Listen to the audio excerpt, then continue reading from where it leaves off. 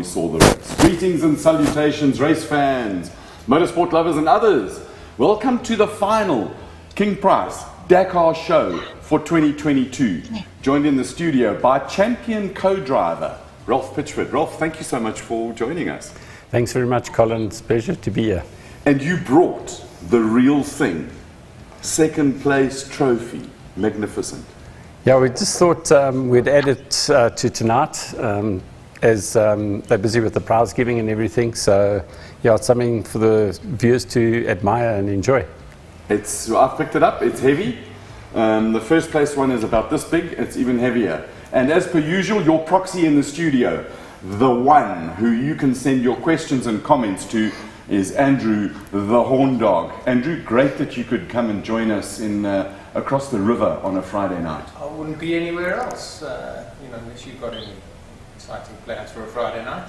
This is my exciting plan for this Friday night.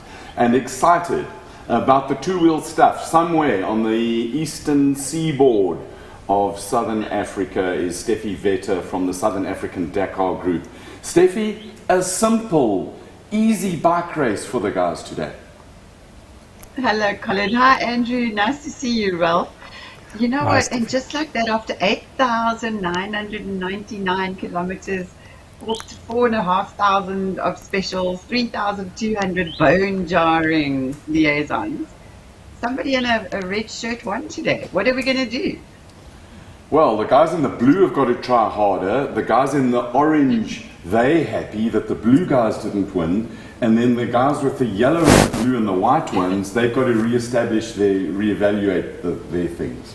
But if you're an I have to Austrian, say, Colin, no, but you know what? If you are and you breathe the sigh of relief. But I have to say that just, my heart nearly beat out of its chest. And I know that it's not supposed to be cars. But to see Henk, Latergan, Red Cummings, Brian Bonnet and Leonard Kremer duking it out on that stage today, my heart bled South African flag. I was so enormously proud. that's the story of the stage today, last stage, 164 odd kilometers. That fight between Henk and Brian, and I kind of had an idea that both of them, after talking to Julian last night, that they would send Brian out with a mission. He's also got something to prove to the rest of the FIA that their car is that Century is proper quick. But I think Henk and Brett Glynn set them free. Go play, young man. You've got your experience, now go and do it. And he wins by 49 seconds from Stefan Peter Hansel. And he has a puncher as well and has 5 cars to pass. So in my mind, that has probably got to be, it's got to rank as one of the finest drives to technically beat, well, he beat him by 49 seconds that's what the stopwatch says. There's no comments line in racing and all the rest of it. But to change a wheel and pass 5 cars and still drill Stefan Peter frickin' Hansel Monsieur Dakar. in an Audi with full-on electrics boost, and they use all 300 litres of that thing to make generators in the Audi. So, and then Brian Baragwanath in there as well. So it was, he was 151 off the lead. So Brian beat Sebastian Loeb.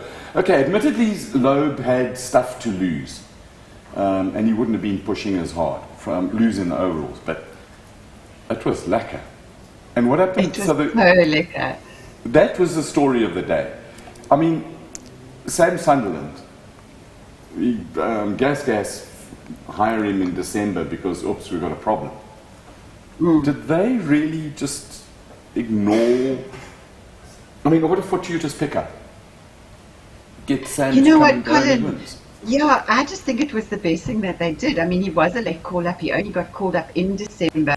You had the rookie sensation, our old sensation, Chucky Sanders. And, with Chucky, the race, they had one bike in it and they win. I mean, it's phenomenal. I think that the Austrians are breathing a huge sigh of relief tonight. Honda went after them with a vengeance today. I mean, Pablo Quintanilla, 6 in a case, he brought it down to 3:40.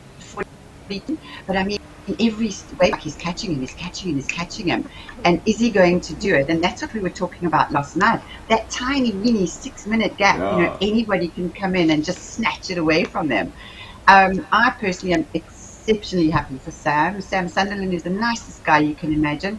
As I mentioned the other night, he's actually Adrian van Beveren's brother-in-law. So Adrian, who rides for Yamaha. And I mean, it was a nervous, tense, finish line. Everybody was waiting. Sam had come in, but they had to wait to see what Pablo was going to do and where, the other guys were.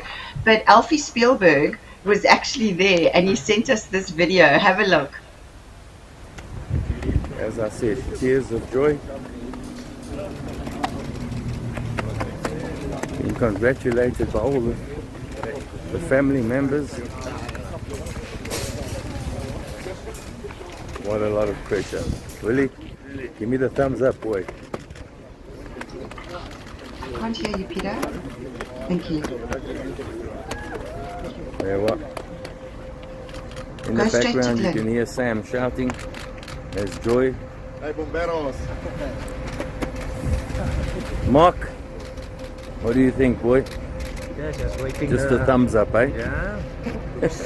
Look, it's fine. You happy to be on this side of the fence?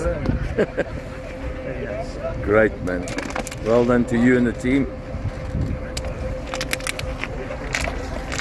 Georgie, I see a big smile, eh? Yeah. The last 5 minutes have been terrible. Last hours. I think Willie's done a few walks up and down. Yeah. Fantastic, guys. Well done, man. And we got a surprise. Incredible, Cole. Do tell. Unwrap it like a present on a Friday night. There's a bit of technical scurrying on the surprise, and I'm really happy when it works. So we'll talk. But I mean, to see Mark Comer there as well. He's moved from the race organizers' point of view back to the competitor side to try and help KTM, because the whole KTM group were really. The Austrians were bleak that the Japanese came and took what they consider is their trophy. Absolutely. I mean, they had to find a way to rip it back into their hands. I mean, if you think about it, Sam wrapped up his second win. It's 5 years since his last win. And, Honda really they did not want this to happen. And they charged too late though. In the end, as I say, Sam wrapped it up. We can go through the machinations of the race later, but I do believe that you've got a surprise for us. I'm hoping we have, and if our guest in Saudi Arabia can hear us, can you give us a thumbs up so that we can, otherwise we'll pedal a little bit more with the tech stuff, but Mr. Hall, if you can hear us, please give us a thumbs up. I can hear him. Glenn Hall, I mean, that's got to be, you must be over the moon and absolutely relieved you've met your challenge from Toyota. Yeah, I'm not sure if you can hear me. Give me the thumbs up if you can hear me, Colin. Okay, Yeah. so I'm just in the Dakar club here, just waiting to go down to the podium.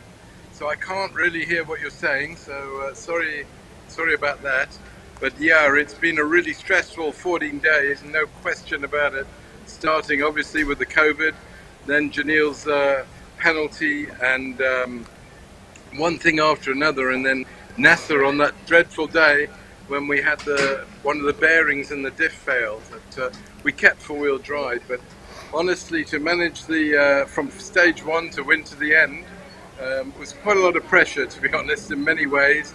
Unfortunately, we cost Janelle the chance to fight for a podium with the oil pipe on the engine.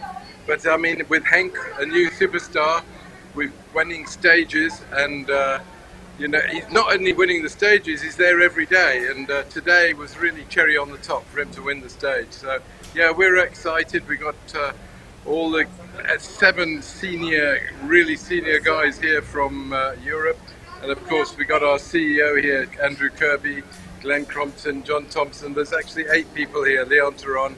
So we are, and with media. So yeah, we're over the moon.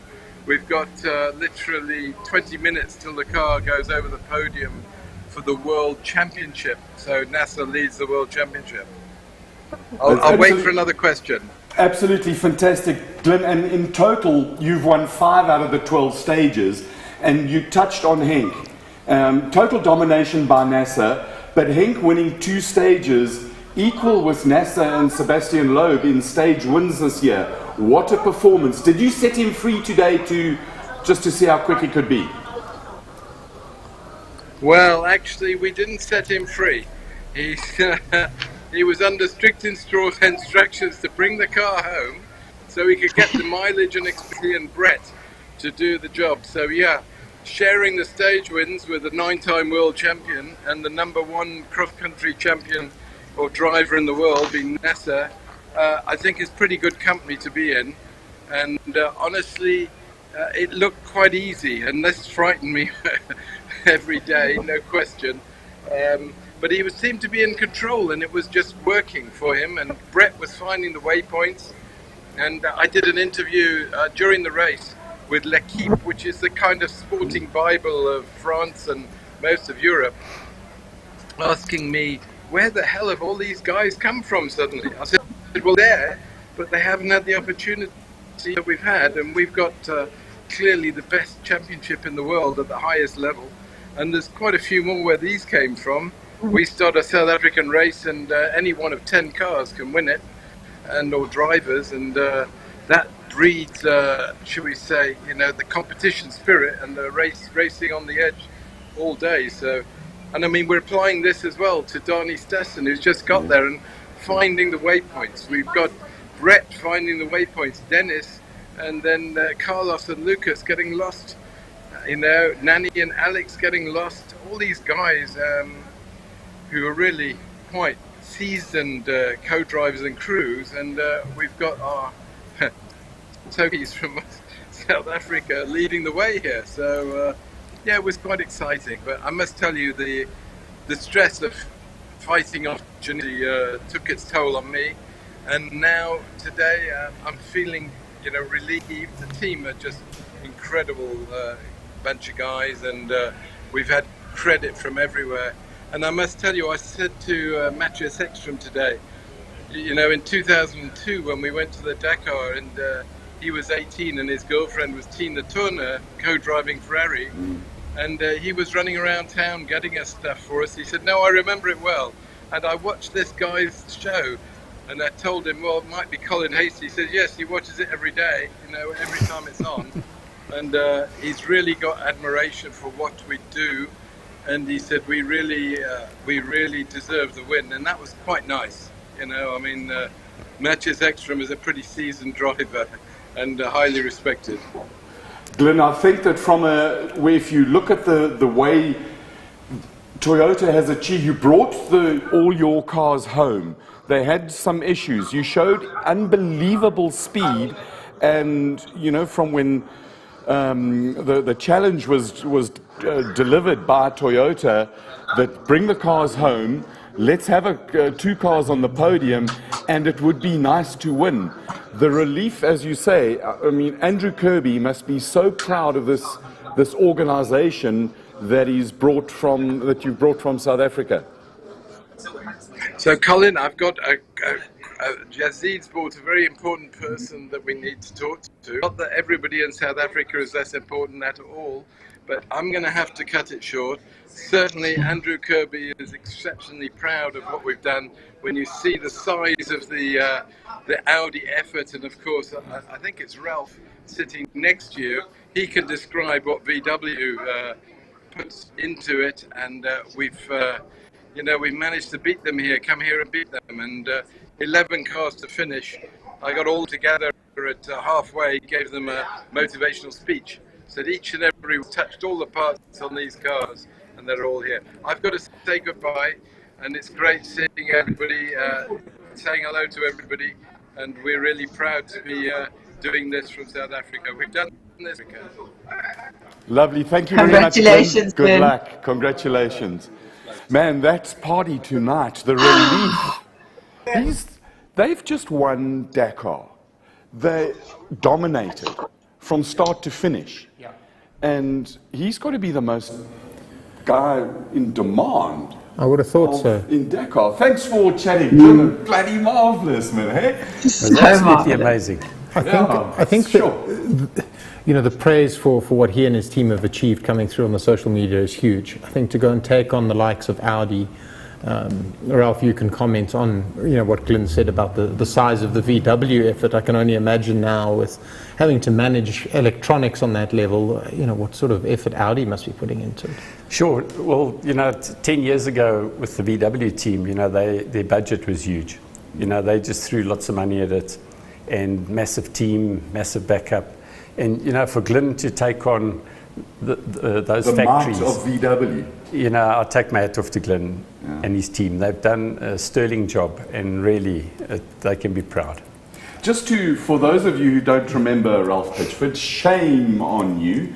Ralph is a South African champion co-driver, both in cross-country and in rally. He's navigated for Janil, Duncan, and Alfie, and Mark Miller. He's finished second in Dakar. There's the trophy for Red Bull Volkswagen. That's correct. And you were saying you've done 14 Dakars and finished every one.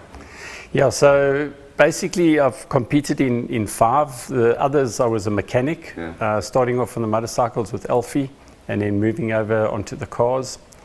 But yeah, I went there a total of 15 times. One of the events was cancelled. The last one they were supposed to have had in Africa in 2008. But yeah, it's been quite a journey and I've really enjoyed it.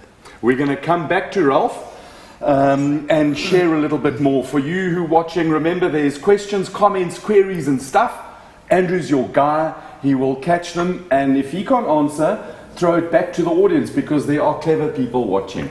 And if what Glenn says is true, and I'm not to doubt him, KingPriceXtreme, brilliant drive. We appreciate the effort that you gave, but come to the South African Championship and see how tough our boys are. They are absolutely fantastic. Right, Stephanie, back to the Austrians versus the Japanese. So let's take a breath, because that was it was so exciting. The adrenaline with Glenn was palpable. I mean, it was just amazing that he could even make time to just even, you know, give us a word or two. I took a fat chance. We took a fat chance. Brilliant. I love it. Roll the dice. Yeah, have a go. If you don't have a go, you'll never know. Right, Steffi. You'll never know if you don't have a go. Let's Stage go back to today, the 1 hour and 40 minutes of racing. Mad dash, rabbits out the gate. So where were we? So we knew that Pablo Quintanilla was going to chase Sam really hard, because the gaps were really small last night. So at waypoint 1, he was 40 odd seconds up on Ricky Breivik, and he was a minute up on Sam. So I'm just going to kind of focus on those 3, because I think that's where the whole data battle, you know, came to pass. Halfway, Sam was now in 4th, 2:16 off Quintanilla, and I'm going, you've only got 6 minutes. You know, get a shift on, full gas, open that throttle, because, you know, I love Honda, but it would also be nice to see Sam on that top step. In the end, Sam wrapped it up. He finished in P1, overall in P1. But Pablo Quintanilla took out the stage for Honda, 1 hour and 40 minutes, which he was full gas, as I said, with Toby Price on the KTM, mere 18 seconds. I mean, almost nothing behind him. Then you had Honda again. Nacho Corneo, Joan Barreda bought straight in, but only 1 minute 13 seconds behind the leader. Who was in 5th? My rookie sensation of Dakar 2022, Mason Klein. What a revelation. Baz Dakar KTM Racing Team, 1 minute 23 seconds behind the leader. I mean, I think it's phenomenal. That's a brilliant Luciano ride. Benavides. Oh, absolutely. You know, as I said last night, and when we were talking to Rob Portman the other night, he's definitely going to be picked up by Orange. Let's have a wait. Luciano Benavides, you know, we've spoken every single night. He's been Mr. Super Consistency. He's there again in the top. And then Matthias Wagner, obviously on the KTM, fell off the pace a bit. But what do you call falling off the pace? I mean, there was only 4.5 minutes between 1 and 10. You know, it was absolutely incredible. Sam then came in on the gas in 8th position, 3:25. So basically he ended up with a 3-minute 29 gap to Pablo Quintanilla in the end, which was for me incredible. Another new name, Diego Gamaldi Lalamas. Let's go with him, from the X-Raid Experience team. So, we've had these privateers popping up into the top 10 every single night. But let's talk about our boys. I was going to ask you to pronounce that because I just would have called him Dago. I mean, it's... I've got a Diego in one of the CR6s, and Diego I can get by. But no, that was a stretch too far after 8,099 kilometers. Thank you very much. I see you can't keep away from the cars. We'll get you over there. I'm glad you mentioned the Century CR6s.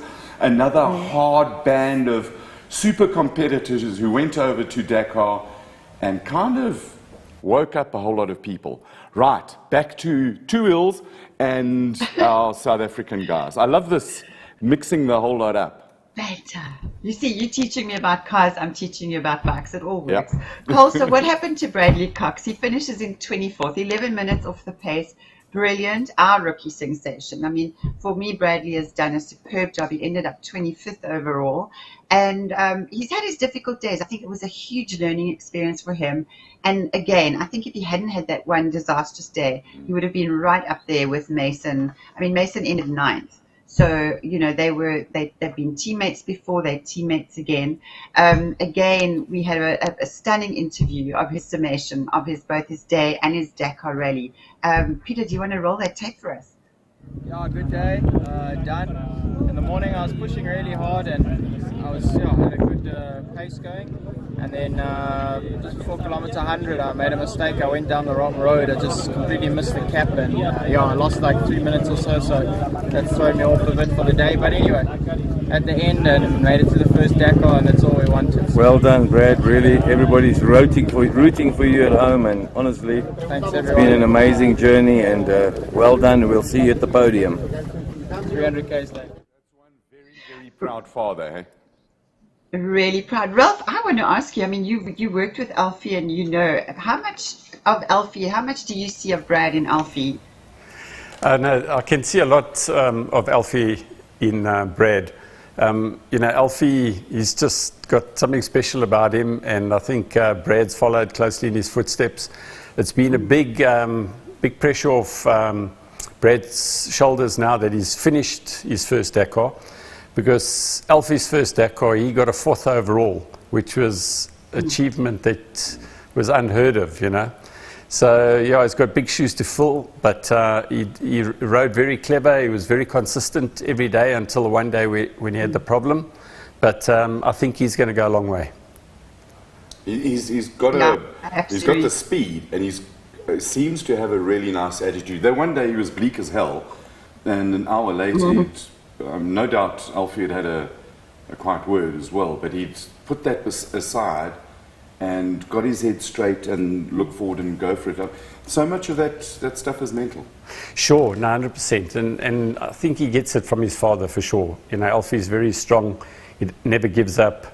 And, when you have hiccups along the way, there are disappointments, but you have to recover quickly and just move on.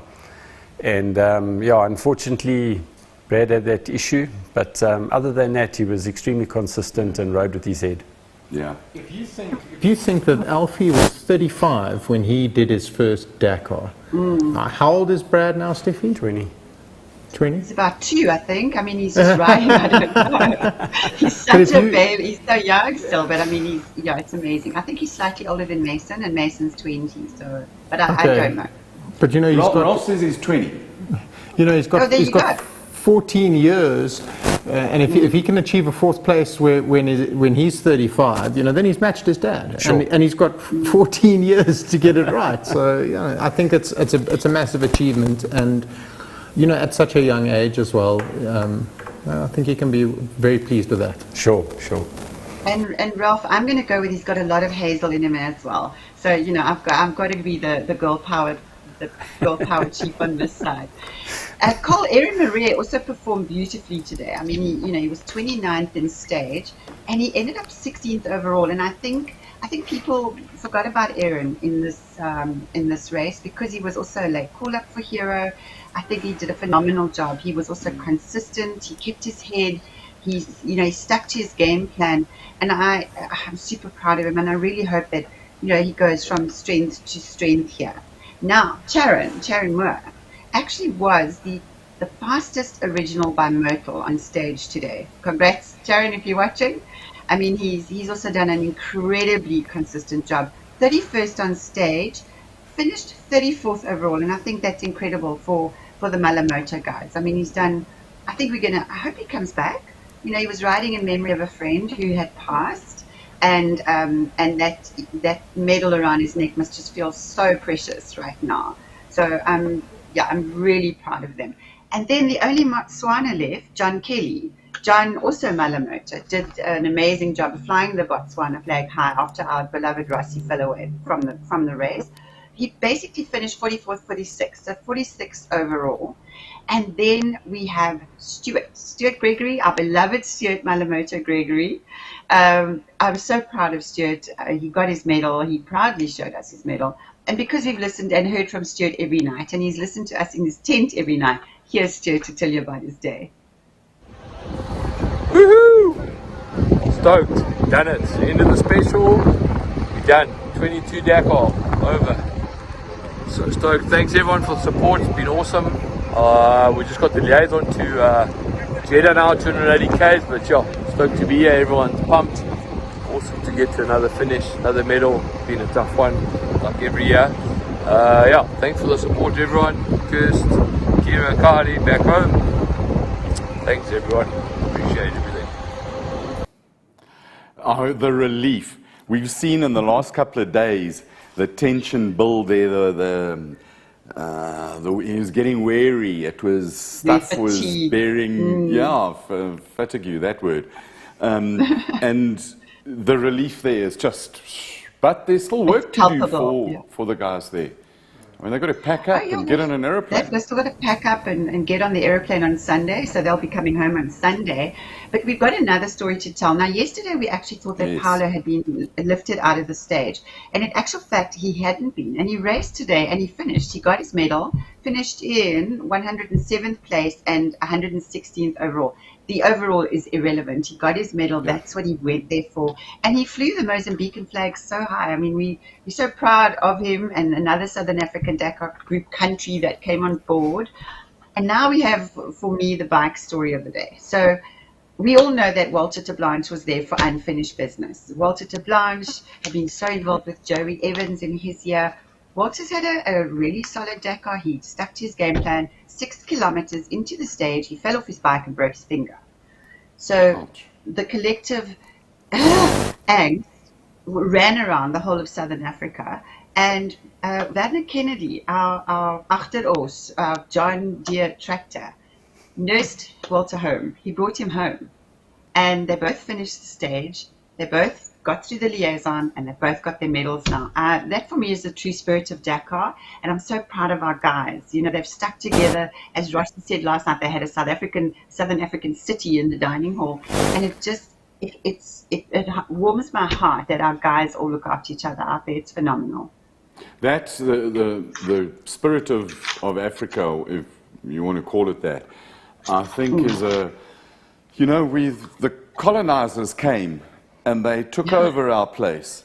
So this is just one for them. We'll band together, get on our ox wagons that just happen to have, we'll build the best ox wagons in the world, and we'll take them back and drill them.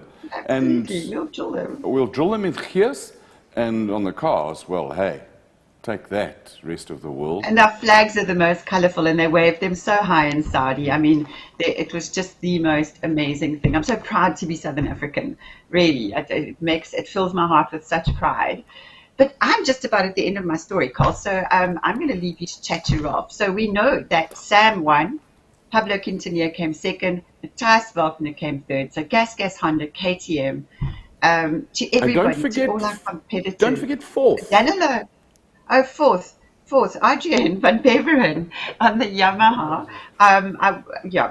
He did a sterling job in the end. And Joan Barreda, again, Honda, Nacho, Ricky on the Hondas, 6th and 7th. Andrew again, so their team, apart from Rossi, finished in the top 10. Mason, our youngster client from America, Baz Dakar Racing Team, KTM Racing Team. And then Mr. Toby Price, none other than Mr. Toby Price and Gina Pinto, if you're watching. I hope that makes your heart really, really happy. You know, just looking at these results, and let's pretend that Gas is an independent manufacturer from KTM.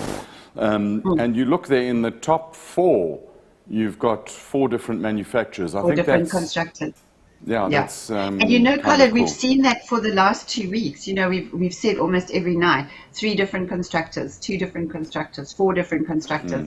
And I think it just goes to the competitive nature of where we're at. And I hope you notice I'm wearing green. And Ian, if you're watching, Ian Pepper, that's for my Kawasaki. So come on, guys, let's get it together.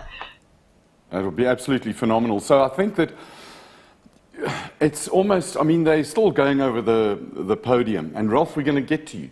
And we are, if you still got questions, bring them in. But I'm learning about this whole bike thing, and also, you know, going forward, it's end of Dakar now. Many riders' contracts ended now. Some will end reasonably in the future.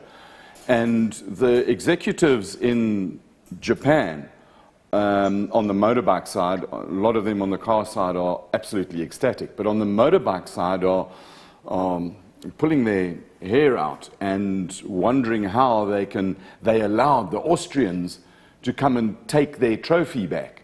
And so now it'll be, right, what do they do to bring the Dakar back to land of the rising sun, both from a Honda point of view and from a Yamaha point of view? We believe it's going to be absolutely fascinating. But that's my question. I'm looking forward to next year now. It's, you know, we have to. And then, talking of next year, we've got a question for you, Steffi, just before you run away and throw the cars over to us. James Dryden asked, what is the budget needed for a privateer to do Dakar? So let's sort of maybe go, I don't know if you can advise on that one, you know, say going with what Bradley Cox has done with Baz or Stuart with Malimoto. Maybe you can shed some light. Okay, so there is a difference. If you go with a preparer team, you are going to be paying a wee bit more euros than if you do go Malimoto. I'm not going to throw numbers out there. I have discussed it with Stuart because we've had a lot of questions from guys wanting to do Malimoto in 2023. And obviously, I'm very involved with Dakar 263 from Zimbabwe already. So we know that Graham Sharp's going back. He's taking Ash and Cam Thixton from Zim with him, a team of 3. Obviously, they've got to raise money. So I know the numbers that they have to raise. So guys, look, it's a lot of money. It's probably your right kidney plus your right arm. But if you go with a prepared team, it is going to be more expensive than if you go Malimoto. So that's where it is. But as I said last night as well, Andrew, let them drop us a DM so that we actually give them the correct information and that we put them in touch with the correct people, you know, because there are different ways of doing it and there are different preparer teams as well. It's not just there's other preparer teams. Obviously, we love working with Boy van der Velden because Baz KTM Racing Team have just proven themselves every single year. They've shown the goods again this year. I mean, Mike Wiedemann's done well. Mason's won the rookies. Bradley's in their team. Walter Blanche was in their team. Liebert, he was also in their team. So Bart must be, he can't have a beer yet, but he's going to be having one really soon. Well, they've got to get out of Saudi first. You know, we thought that it would be a really cool idea to get onto this aeroplane that's going to fetch the South Africans with about 95 cases of beer and Jägermeister and Ricky Lou, and just to welcome them back. But sadly, that's a dream for another day. Any other questions that you've got bursting at the seams? No, just that one. I don't think we've quite given him. So, Steffi, are we aiming between 1 million and 2 or 2 and 3? Give them a broad, broad one. Off the hook? If you've got a bike, you probably, if you've got a bike, forgot about. You've got to look over the millions as a preparator team. You have to. You're going to be looking in last year it was 1.7 around there. Yeah. So skiet van die heupe uit, by the way. But I was told in discussion that once you've done all your prep here and you've got all your stuff, if you haven't got 1.8 to hand over to somebody else to prepare a bike for you, don't even bother going there. So, you know, it's not a cheap thing. And we heard from Julian yesterday that, you know, four-ish, 4.5 for a car's, that's about where the figure that side-by-sides are somewhere in between those two as well. So it's not a cheap thing, but if you consider that this is the most... Ralph, you became a worldwide hero and a name through Dakar. People recognized you as you walked through the streets of New York, London, Tokyo, and Bayern München, Gladbach. No, sure, it's huge. Dakar is huge. You know, you just can't imagine how big it is. You know, it's guys watch all over the world, watch the event, follow the event. And, yeah, you know, being involved with the factory team, it definitely puts you on the map. You know, you've got a lot of PR work to do. That's part of your job. And, yeah, it's extremely rewarding to have so many fans supporting the brand, supporting the competitors. It's amazing.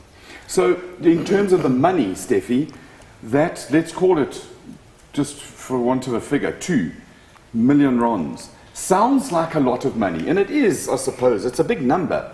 But if you think that you can take that money and be part of the largest motorsport and toughest motorsport event in the world, and you can take a brand name that you've got and work with it, and everybody knows Dakar. People, even cricket supporters, know Dakar. Especially Colin, you know, it's so interesting. Yeah, it's so interesting that you say that because, you know, obviously it's really always tough. It's not so much for the cars, but yes, the cars, because I've been involved with that as well. But for the bikes, the riders, to raise money, it's really, really hard. And I'm talking to you sponsors, I'm talking to you corporates. 11 billion people watch this. The AVE at the end of Dakar is absolutely enormous. And for your partnership that you have with those riders, it's going to come back at you tenfold. You know, we've always got the guys in Dakar Heroes. We've got the guys, they're on TV almost every day. We're giving them as much exposure as we can through our various social media portals. So I'm calling on all corporates and all sponsors. 2023, we're starting tomorrow. I mean, it starts immediately. Get involved and support our guys. You'll not regret it. And it goes over and above the actual exposure. You now, again, dear corporates, dear sponsors, dear marketers, you can put a billboard on the side of the highway and pay 250 grand a month for that. And it sits there and it's inactive. Some oaks see it, some oaks respond for it, and it's an inanimate thing. Or you can get involved with Dakar and through a team, either on the cars or on the bikes.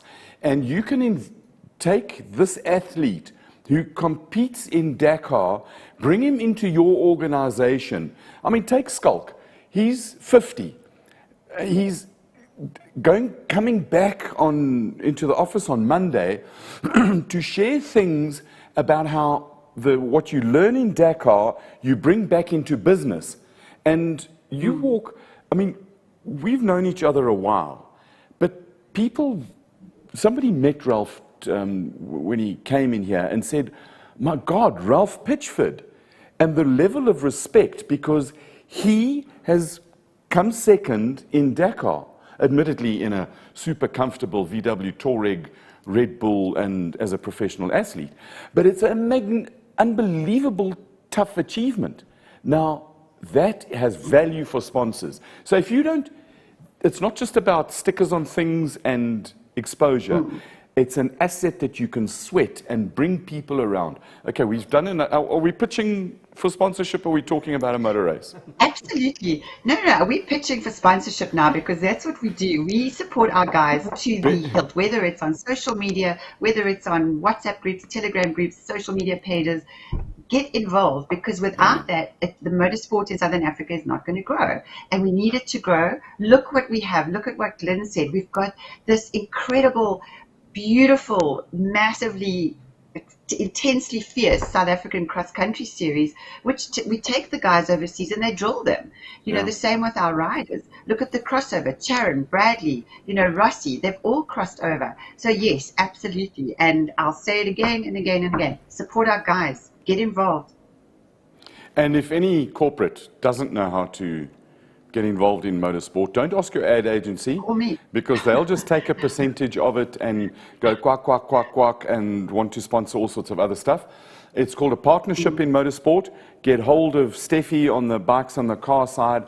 It can really work. There are many people who are deeply involved in the sport, who are straightforward up and down, and can make your company a hero, a builder brand that is known for its toughness, its durability, and its support for South Africans. Right. Can we talk about cars now, please?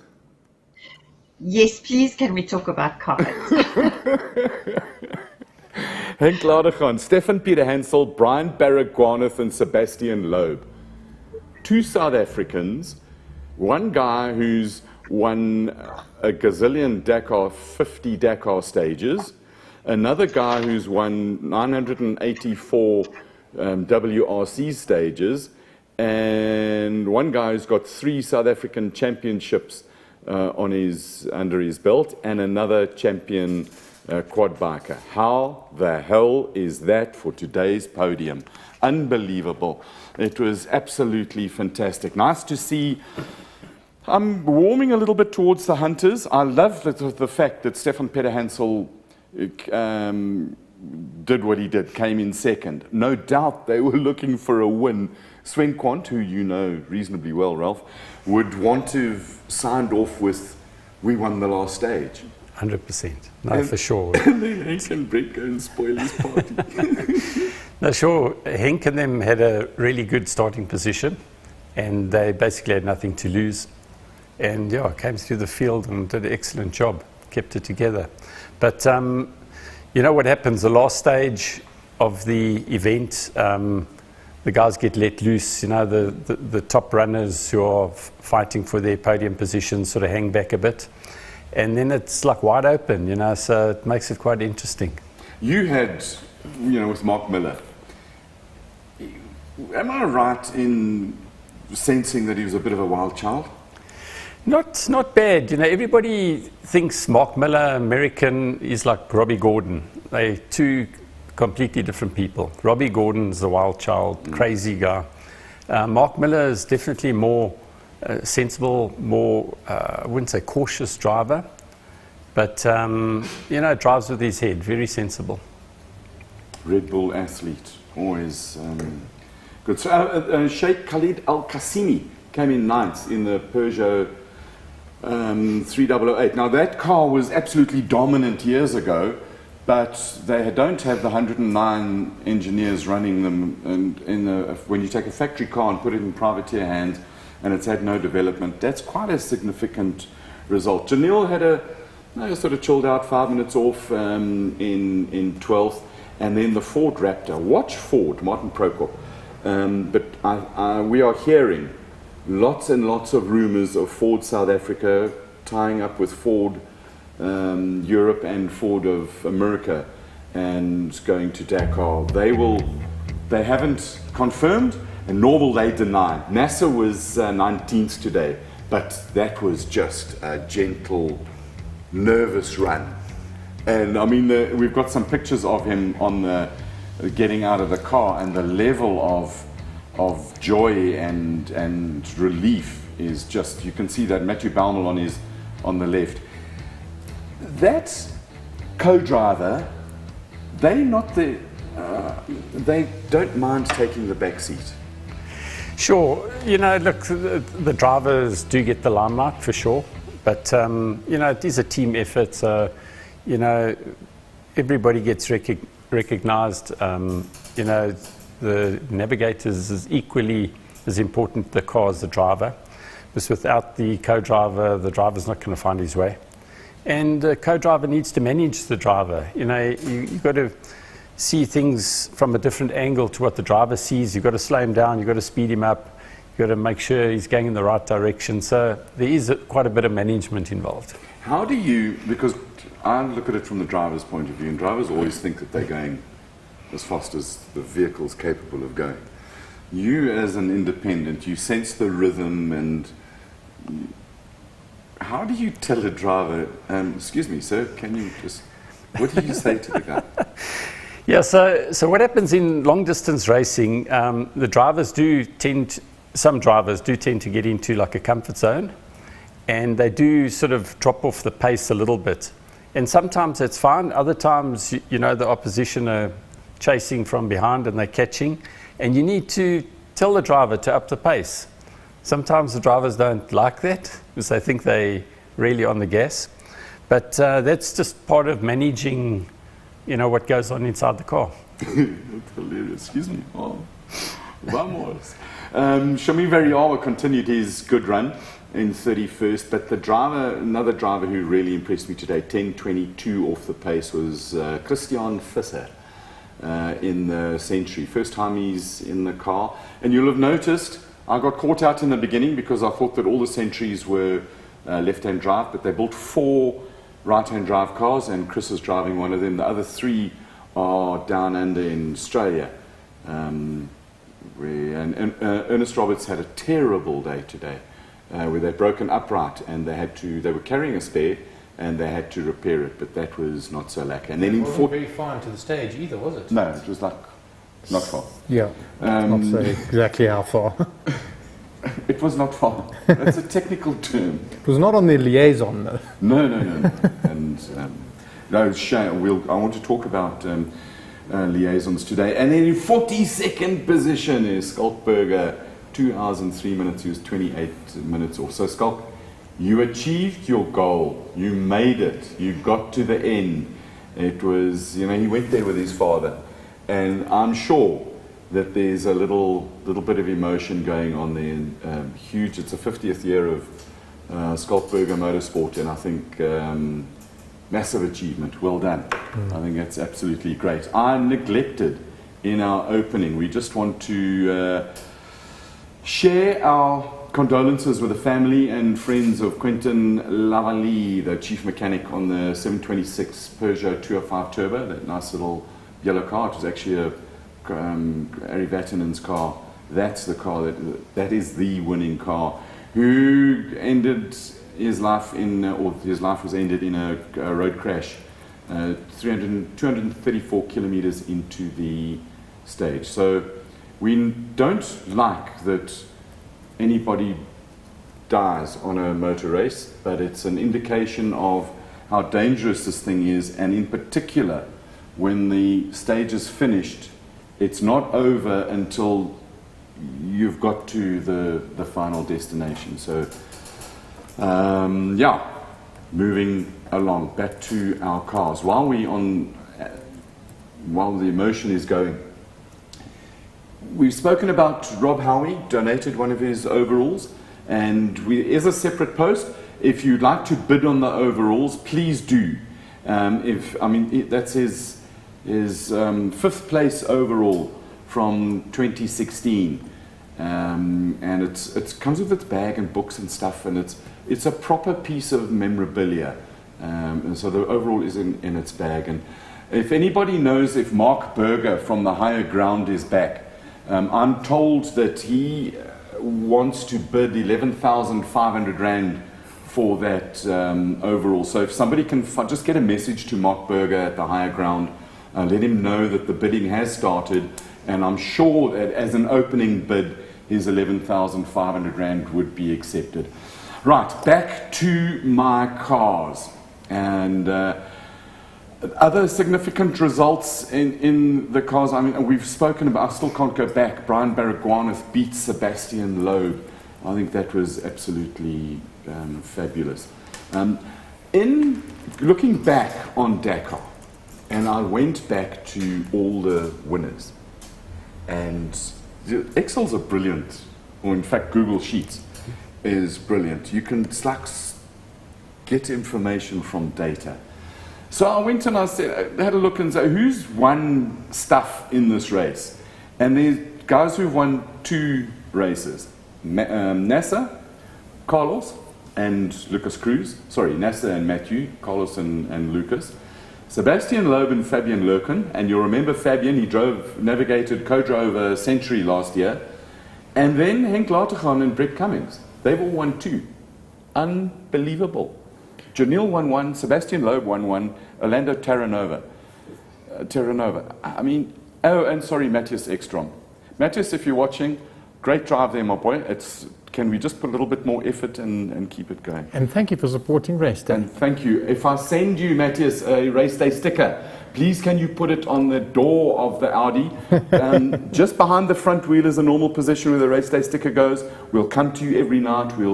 We'll share and we'll love it. I really hope he does watch, because that would be very cool. In my pant. So the end of the race, 38 hours, 33 minutes and 3 seconds. There's got to be something in all those 3s. What does it mean? What does it mean with all the 3s? We don't know. 27 minutes behind. You see, there's 3 times 3 times 3. There's something about the 3s. And then in 3rd position, there's the number again. Yazid Al-Raji in the Toyota Hilux. So you've got a Toyota, a Pro Driver Toyota, a Pro Driver Toyota, and then a Mini and a Century in the overalls. Matthew Serradori. To come in 7th in the overalls is absolutely phenomenal. Quietly executed strategy and race. And he went about it, and it was just consistent. Yeah. In the whole race, and that was yesterday. Yeah. They were most upset because they'd done the whole race without a puncture. Oh, that's phenomenal. It's unheard of. How many punctures did you have in your last Dakar when you came 2nd? Sure, I can't remember. It was probably 3 or 4. That's still not a lot, hey? When you think, what was Toyota's figure last year? It was like 20 punctures per car. I think it was 3,490. It was a million, yeah. It was stupid. It was a significant amount. Then the other thing, in the top rankings of drivers, there are 2 lines that shine out on my computer here that our IT department, we've got a couple of new guys working there, have brought to us. Jakub Prozgonski. That name just rolls off your tongue so well. Here's him from Poland, 0 penalties. And Saul Despres, also 0 penalties. I think it's quite remarkable. That means no waypoints missed, no lateness, no speeding. No, it's absolutely brilliant. But then again, these days they seem to hand out penalties like left, right, and centre. The guys have to race under strict rules. Yeah. Years ago it was a little bit different. There were a lot less penalties and it was a bit more open, and you could get away with a lot more. Just like a small thing with Nasser getting a penalty with his seatbelts. We've been doing that for years. Jump in the car, get going. The co-driver hangs onto the steering wheel. The driver's got his foot flat on the accelerator while he's putting his belts on. You're getting bounced around. Then once his belt's on and he grabs that steering wheel, it's even faster. Now you've got the notes, he's shouting at you, which way, you're trying to get your belts on, and it's not the safest thing to do, but there were no cameras in the car, so but you do what sometimes we did you've it. got to do. Exactly. Every second counts. Yeah. So the rules have got a lot stricter, and the penalties are there. Ralph, so to those cars that never got penalties, it's a brilliant show. Yeah, Ralph, you look at the whole show that Dakar has become. There was an image of the South Racing's fancy hospitality thing, almost like that you see at Formula One. How's it changed? How's it evolved from when you were there? You know, do you notice the difference? What are your thoughts and feelings? I mean, you did the African versions, which must have been quite something. Yeah, so the events in Africa were really rough. You know, I remember Alf on our first Dakar, we shared a little pup tent together, you know, and we had a sleeping bag each, and that was it. You know, these days the guys live in motorhomes, air-conditioned motorhomes with coffee machines, etc., etc., washing machines, you name it. So it has changed a lot. You know, the bivouac in Africa was just a little circle with the eating tent in the middle, and you put your tent around the outside edge to try and get away from the noise. And that's it. You camped out in the desert. You know, if you wanted to go to the loo, you walked 50 meters into the desert, did your thing, and came back. You know, there was no facilities or anything. It was rough. I think, like most things, stuff evolves, and it's a different race now from the half adventure. The African days was more of an adventure kind of thing. Now with the mega budgets, Audi apparently they've got 190 odd people to run 3 cars. It was never that big in Africa, but with that crudeness and the roughness, there was also the sophistication of aeroplanes, helicopters, watching routes, dropping parts, things like that. Sure. Okay, like on my first few Dakars, the mechanics flew in a 737. So every morning we'd all pile on the plane, take off, land in the desert, get out, do our thing. Next morning back in the plane, off we'd go. And then they stopped that, and then we had to go in vehicles. So a lot of the routes, there was only one track. So we had to wait for all the competitors to go, and then the service crews would go. So we had a little race amongst the service crews, and there were a lot of crashes and accidents. Hence the advent of the trippy. Yes, and then they started restricting the speeds, etc. I think the reduction in the speed limit no, they haven't got a speed limit on the bikes. They do. They do have a speed limit, yeah. They do. Steffi, are you still with us? I was told that they didn't. Maybe Steffi can assist here. I was told that they didn't have in fact, by your driver said to me they didn't have a speed limit. Which There's a driver? message here somewhere. I asked the question. Yeah. I was reliable. I thought that they were limited, but apparently they're not. I understood they are limited. Okay, so if somebody's got the rule book, do some research. I'm looking. And find the speed limit. All right, let's just go back to the overalls and the significance in the overall result of where things were. To win by 27 minutes, the lead came down, Nasser's lead over Sebastian Loeb, and then great result for Yazid Al-Raji in the Toyota. And we're talking overalls, 38 minutes. And if we go down to 7th, as we said, Matthew Serradori, Brian Baragwanath brought another CR6 back in 14th position. And it was Leonard Kramer's co-driver's first race. I think he learned a lot in the beginning in terms of the pace of the notes and how things work. And by the end of the race, he was really nicely sorted. Henk's 31st position and 11 hours behind doesn't really do his speed justice to 2 wins. I mean, it's absolutely magnificent. Chris Fiss at 29th, total of 11 hours off, but 5 of those are penalties, so he's about 6 hours off, which would have pushed him up the order. But when you have the level of poo that you do have, if you lose so much time in a day, your whole race is screwed, isn't it, Rob? Sure, like, I feel sorry for Henk, for example. If you look at his results, he was up in the top 3 or 4 on most days, and then he just had 2 disastrous days, and that put him right out. Whereas you look at, like on the motorcycle side, you look at a guy like Sam. Sam had 2 disastrous days. I think it was the 2nd and 3rd day. He was just nowhere, but he never gave up. Yeah. And he rode an extremely clever race. Got himself into the right positions the last 2 or 3 days, and then just took the win, you know. And it's the same on the cars, you know. You can never give up. You just got to keep pushing, keep pushing, keep pushing, and that's how you get to the front.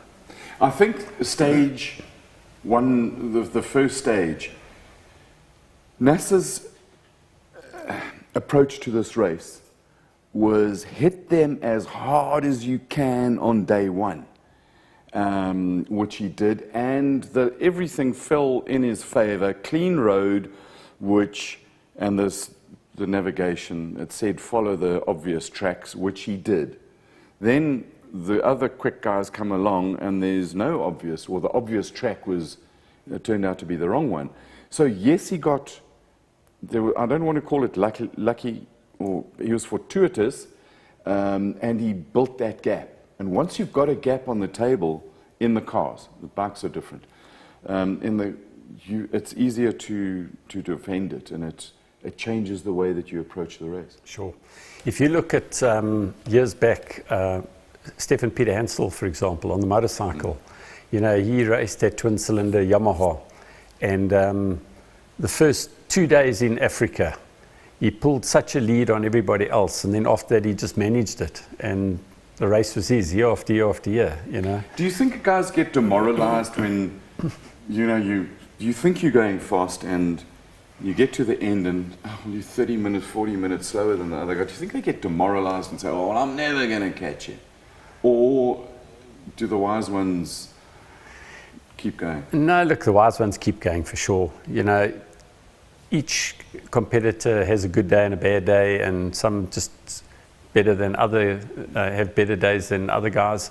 And, you know, one day, you know, the guys like really drive the wheels off you, and you're very surprised, but the next day you come back strong, you know. So it's such a difficult race to judge, you know. There's so many variables. Would you like to go back now into one of the modern teams? I mean, assuming, you know, all those other things, but imagine you could wind back the clock a bit and get Fast Ralph back, younger Ralph, because we both have moved on. I mean, we're not 24 anymore, barely. And would you like to go and do it now in the modern environment? I think, you know, when I was with the VW team, it was already very modern and advanced, you know, so I don't believe the cars have progressed that much more than the VW Touareg. For sure, there is some new technology in that, especially now with the Audis. That's just a whole different ball game now. But I believe, you know, I've had a taste of like a real professional team, and you know, the latest technology and backing, you know, behind the whole team. I suppose when, you know, just as you're talking, I'm winding my brain back to this was Red Bull, Audi, Carlos, Stefan, and Mark. And who was in the and Nasser? Yeah, so it was Carlos, it was Nasser, it was Janelle, and it was Mark. The year you came second, Janelle won. Yes. And that Red Bull outfit, Red Bull Volkswagen AG, that was that's the equivalent of today's Audi. Sure. Yeah, no, we had 120 staff members in the team. You know, just for the 2009 Dakar, you know, we had a €50 million budget. You know, we went there with 4 cars. We had 600 spare tires fitted to rims. We just had endless spares. You know, they threw the checkbook at it. You know, we had to win the race. That was it. There was no questions. Who was third that year? The American Robbie Gordon. That was probably one of those big the Hummers. The Hummers, oh yes, of course. So that was a Hummer body on one of these things. Okay. It was, you know, they're budget buggies, and so you got some questions. Actually got an answer that I cannot find anything in the regs about bike speed limits. I've got people saying 160, 170, 140. I can't find anything in the regs. I've just been through the Dakar PDF. I can't find anything about bike speed limits, and neither can Steffi. So I'll go with Alfie's WhatsApp to me that said no. but the factory bikes get about 165, and the other bikes get about 155. There was a comment about the speed, like a pit limiter, but that was in the restricted sections where you have to adhere to the speeds stipulated. Like speed control, cruise control. Yeah, just cuts the cars we know are limited to 170. Yeah. The trucks are limited to 140, and then the side by sides is what's it? T3 and T4. T3s are the more modified ones. They are 160, and the T4s are 140. Am I right? 130, I think. Yeah, they had to slow the T4s down because That's right. last year they beat the T3s. Yeah. Right. Ralph, what did you see in terms of top speed in your time? 197. That was top speed of the VWs. That was going. Not 1K over or under. Got to 197, and that's where it's at. And that was, so German instruction says this car shall do 197. I remember Duncan telling me on his first Dakar, they managed to get that Toyota, I think, to just over 200. And he said it was actually too much in the desert. Yeah. Well, you know, years ago the trucks used to do over 200 k's an hour. They would come flying past you. It was quite trucks scary. are also limited to 140 now. Yeah. I mean, that's... Do you remember those track racing trucks? Those were governed to 160 and they could out-drag a touring car. I mean, those things guys, let's focus we digress. on the results. Sorry. We need to mention all our guys because I think we need to show them the respect that is due to them for this magnificent achievement. 286 was Ernest Roberts. We spoke about, and Henry Cohn, we spoke about them, and they are some days they were the pigeon. In fact, most days they were the pigeon. But they were the statue for 2 days, and that wasn't very nice. The 267, Daniel Schroeder and Ryan Bland. Brilliant race, run by, I mean, check the smiling faces there. Run by WCT, which stands for World Championship Team, by the way, guys. Those guys will be really... Brilliant job on that car. It's an old-ish car, and it was severely dented, and it was used. It needed all its bits and pieces. Then and the positions change and they move around wherever we go. In 63rd position was Skalkberger and Henk Janssen van Vieren. They finished. He went there. They finished. Oh, and by the way, 66th. 143 hours of race time. He was 104 hours off the leader. 73 hours of that was penalties, was Carlos Checa. Not all the motorbike guys can drive Muriba fast. And in the rookies, the cars Potiang and Zanu Du in the Optimus won that. From Ernest Roberts and Henry Cohn, they were second in the rookies. Now we know that I got abused because I ignored the trucks. I mean, really, I got abused. And yes, I've got feelings. So we'll bring you the trucks. And of course, it's our Russian friends in the Kamaz 43509 model. And it was Dmitry Sotnikov, Nikolaev, Shebalov, and Karganov. Kamaz 1, 2, 3, 4, and then the Hollanders came in. Janus in the Arvika. So clearly, those are the trucks to have there. We also, because we cover everything, and Austin Jones from America driving a South African run. We'll claim Scotty Abrams as a South African. Sure. And we'll claim all the South African suspension parts on that car made in Joburg. All the radiators made in Joburg. I mean, there's significant industry. The design, yeah, but does Achim Bergman count? He does. He's a Joburger. We'll you know how grumpy he can get. So Achim, mein Herr, well done. An amazing job. It's brilliant. It back to south, and then they build all the suspension here. If there are really people want to be involved in racing and get involved in this great race and stuff, and you have a skill, a craft, if you are a magnificent welder, but like a proper welder, get in touch with the racing teams. They always need welders and fabricators and skilled mechanicians. The world of motorsport is open to you. Get hold of these guys. If you don't know how to get hold of them, phone the Oaks at Raceday. They kind of know some one or two people. Quads, Steffi, quads are magnificent. And the reason I like quads is Brian Baragwanis, he came second on a quad. Am I right in that? No, Colin, he raced in 215. He actually had a DNF in 215 and he came third overall in 216 on a quad.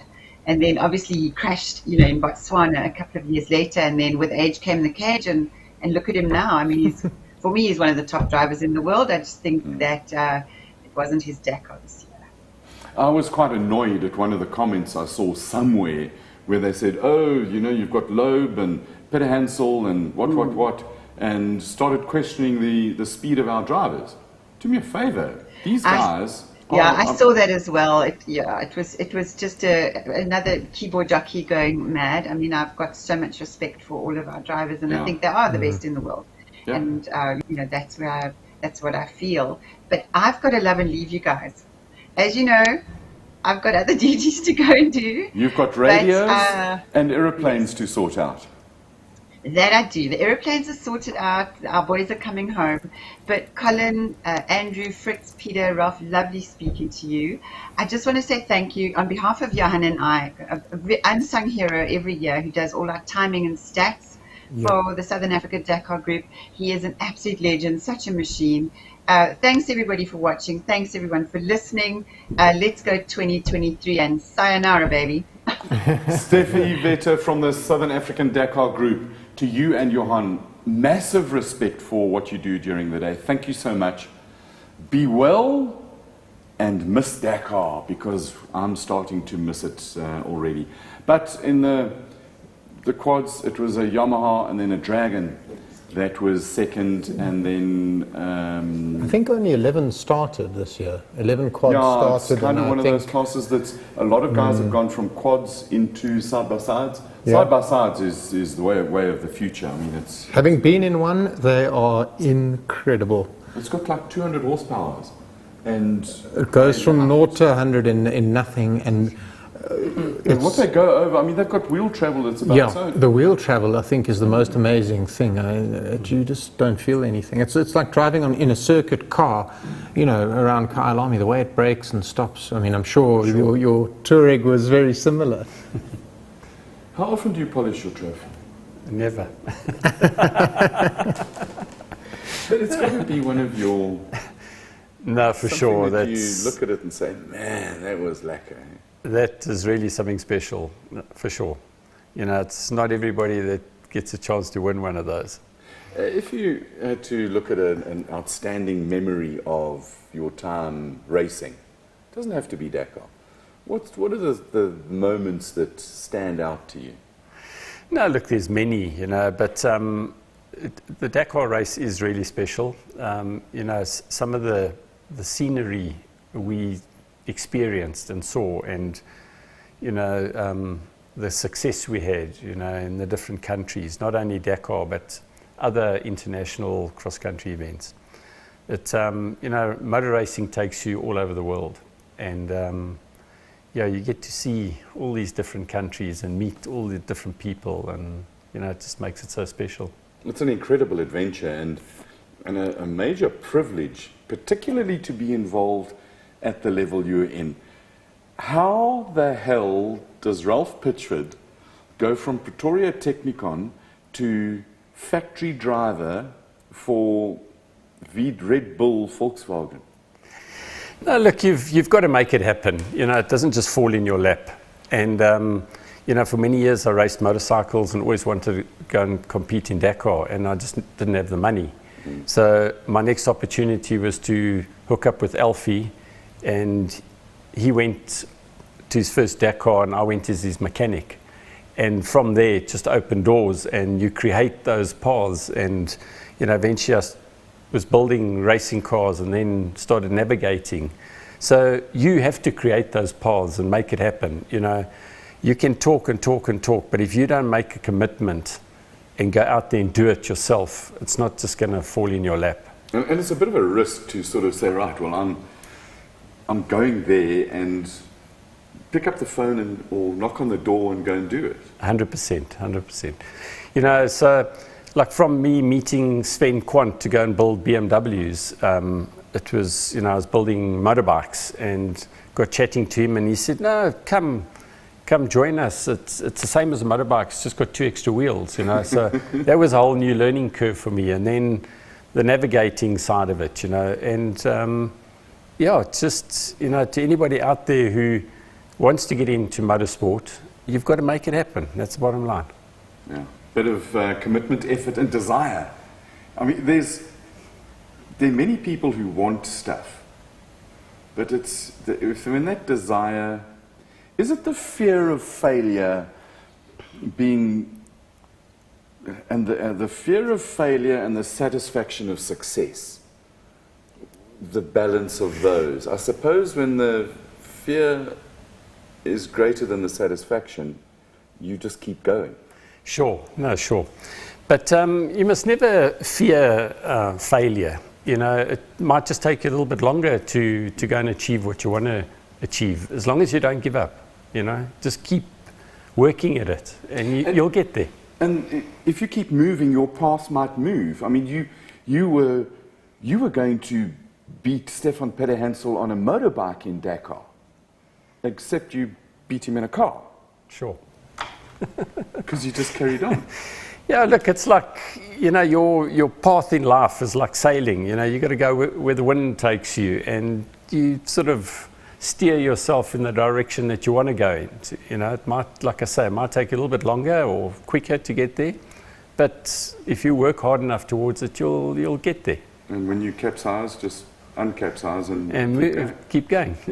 Andrew Horn, have you got any more questions for us? I've got Thomas Underhay saying, which country had the most races / co-drivers this year? I'm going to try and piece that together. Do you know there's an easy way of doing that? Ah, well, if you can make my life easy, that would be great. And you click on this thing.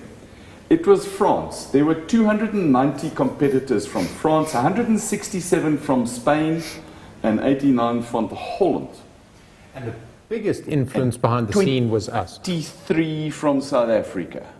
If you count the behind the scenes influence, you know, your Achims and your Stewarts and we'll take it. Yeah. 75 Italians. There was one Croatian, and my screen is just refreshed, so we can't go. There you go. Answer.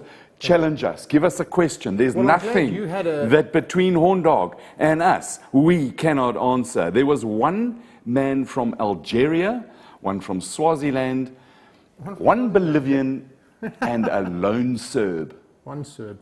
Yeah. Did you check the Serb, how fast he was going? No, that was... I know a Serb, and he taught me about vodka, and he says, when you drink the vodka, it pats you from the inside.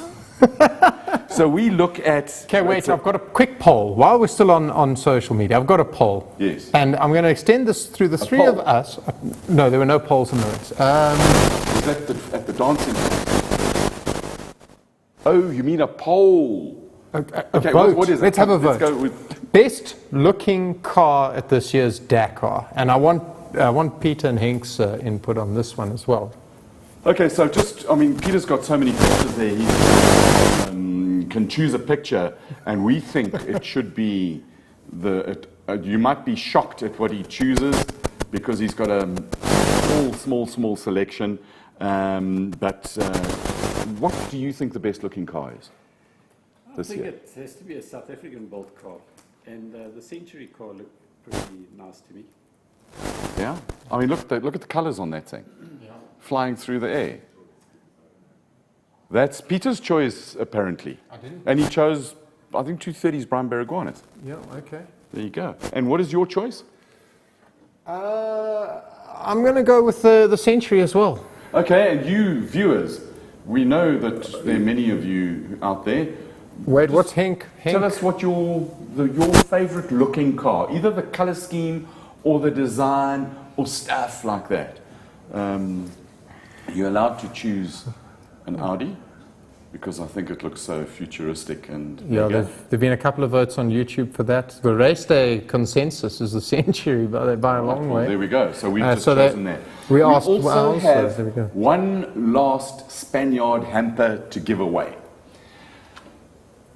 There are many questions. There are many possible answers. There are lots of stuffs in this thing. I see you've got a gearbox and differential from, it's a lubricant supplement with molybdenum disulfide, MSO4. Good at I've forgotten all that stuff. apparently it's good. Anyway, so here's your supplement. So there's a whole lot of stuff. There's Spark, there's Quick Start, there's silicone. I don't know why it's in a spray. It should be in a little bag. There's engine cleaner and copper compound. It's all beautiful stuff. And a bag and a hat. And a bag and a hat. And can like to have, I think there might be, yeah, there's a The question that is for you, Ralph Pitchford navigated, co-drove whom, in what year, and in what car to deliver a third place trophy. Second place trophy. Second place. Because Ralph never came third. I did. You did. And fourth. And fourth. Like Moses.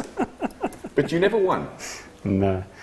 Yeah, so what happened that year, 2009, Janelle won. We were second. 3 days before the end, there were team orders because one of our teammates crashed, which was Carlos. And the management got very upset and they had team orders. At that time, we were about 2 minutes behind Janelle. And yeah, that's how it ended. That was, Carlos drove off the edge and into a ditch because he was somewhat wild. Yeah, no, Carlos is crazy. Was he like proper crazy? Is it fair that he's, I mean, El Matador, the bull in it, like a raging bull? Yeah, he does. He's got a very short temper and, you know, he just sees red mist and he drives like crazy. And Nasser used to be similar to him as well. And the two of them used to bang heads regularly, try and drive each other off the circuit or the track. But, yeah, Carlos has definitely calmed down a lot. You know, he's won more than one Dakar now, you know. And same with Nasser. Nasser's also toned down a hell of a lot. The level of commitment Nasser's got now on the cars is just scary. But, yeah, those drivers are just so confident. Who was the wildest guy you drove with? Ari Vatanen. Absolutely crazy. That car was more sideways than going forward. Smoothest rally technique. The smoothest guy? Janelle's pretty smooth. Mark Miller's very smooth. Yeah, who else? Is there somebody that you wished that you could sit next to in a car, but you never quite got the opportunity to do it? I mean, the names you're rolling off. Yeah, Stefan Peter Hansel. Never got the chance. I spent some time with Colin McRae. He was absolutely crazy. He had no fear whatsoever and felt nothing for a car. But yeah, Peter Hansel would be a good choice. And is there a guy that you would never ever get next to? You don't have to mention his name. Robbie Gordon. I love the way it just didn't take long to think. Right, if there's no more, we've got our question. I've got a winner. Well, and who's the winner? Andrew Spark on YouTube. Well, very good. Second in 2009 with Mark Miller. At last we've got a YouTube winner. Well done, Well, Andrew Spark. we had one before. That was quite... You see, there's... What's that stuff called? Just reach over there and get the yellow and black can. Quick Start. And then on the other side there. Just one more. No, not the silicone spray. The Spark. Just there you go. So what is Andrew's name? Spark. Yeah, there you go. God, it took a while to get there. Right, and Andrew, can you just turn it around so that Mr. Andrew Spark can see that there is spark? That'll keep you dry when you don't want to be wet. And It's really good stuff. It's right. I think we've got to the end of our Dakar. It's been a marathon. I had a challenge tonight. I missed my challenge. I apologize to our production team. But for you who've watched us, who stood by us, and who has been with us, we think it's been epic. It's been magnificent. Ralph, it was so nice to catch up briefly at that last cross country. We must go and watch a cross country race, but as normal spectators, with a cooler box and a bucky in the bush and with a braai. I think that could be fun. No, for sure, that's the way to do it. Yeah, and we might even get the horn dog to come with us. There we go. Motorsport is never easy, and neither is trying to do what we do. And for that, I've got to say a massive thank you to King Price, in particular Skalkberger. Thank you for the opportunity. It's been magnificent. Tracy Spaniard, and you'll notice that each of these, the people that get involved in motorsport, it's driven around personalities and the belief in brands and what they can do. And Corbett from Vatswaye. So Spaniard, King Price, Vatswaye, thank you very much. And to you who've watched, thank you. It's been an absolute privilege being part of the fun and games that has been Dakar. And to our crew, to our goodies, they've been absolutely magic. Henk, Lamberger, Peter, Fritz, it's been, thank you for all the hard work. Andrew Horn, that Colin, beer is going to taste good. It's about time. I'm going to enjoy a beer. Thank you very much for watching. Most Remember, importantly, thank you to our viewers. Thank you for all the comments. Thank you for all the questions. Thank you to the, for the content you add to this show and to keep us going. Your questions help us learn, and they bring us up a level. So thank you so much for joining us. We really appreciate it. we can't do this without you. On that note, be nice, be lekker, and remember, go for a random act of kindness. Thanks for watching. See you sometime soon. Bye.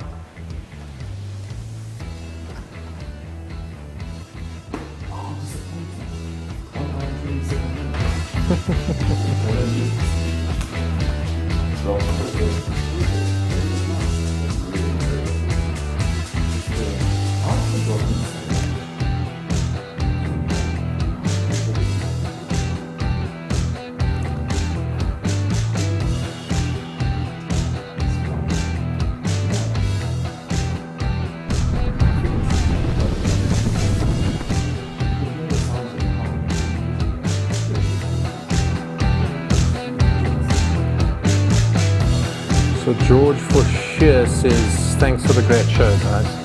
I just said to